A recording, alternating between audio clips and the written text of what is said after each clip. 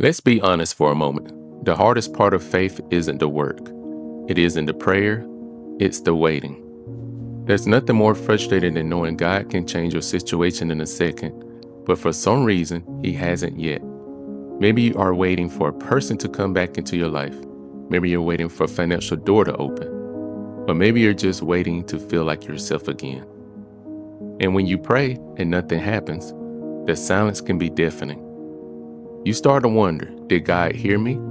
Did I do something wrong? Have I been forgotten?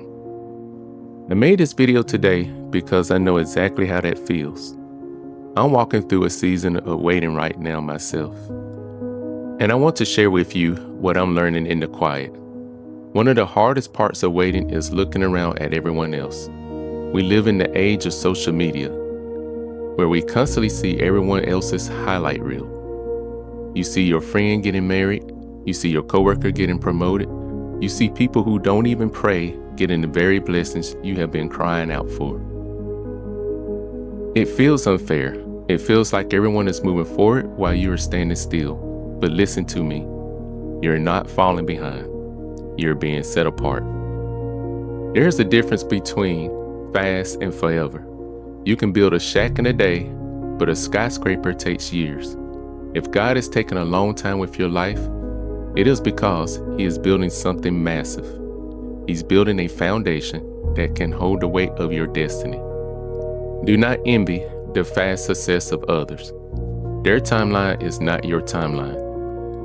You have to realize that God's silence is not God's absence. Just because He is quiet doesn't mean He isn't working. In fact, the teacher is always quiet during the test. Think about a seed. When you plant a seed in the ground, you bury it in the dirt and darkness. And if you were a seed, you would think you had been buried alive. You would think it was over. But if you came back the next day and dug it up to see if it was growing, you would kill it. You have to trust that something is happening under the surface that you cannot see yet.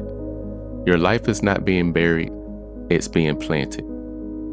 Think about the story of Joseph. He had a dream that he would be a ruler. God gave him a promise. But what happened next? He was thrown into a pit. He was sold into slavery. He was falsely accused and thrown into prison for years. Imagine sitting in a prison cell for something you didn't do, holding on to a promise that looks impossible. Joseph probably asked God why 1,000 times. But here's the truth. The prison was the preparation for the palace. If Joseph had gone straight to the palace, he wouldn't have had the wisdom to lead. The waiting season was forging his character. God was not punishing him. God was preparing him to save a nation. Your current struggle is not a sign that God has left you. It is a sign that He's preparing you for something bigger than you can imagine. So what do you do while waiting?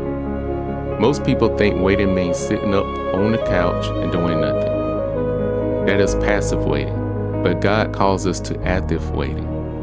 Active waiting means you prepare for the rain before you see a single cloud. If you're asking for a spouse, are you becoming the type of person a godly partner would want?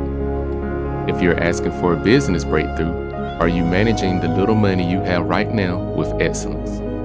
You cannot ask God for a level 10 blessing if you're managing your life at a level 2. Use this time to sharpen your tools. Get your house in order. When the opportunity comes, and it will come, you won't have the time to get ready. You have to be ready. If you're hurting today because the timeline isn't matching your plan, take a deep breath. You're in the waiting room. It's not a punishment, it's preparation. The story isn't over. The breakthrough is coming.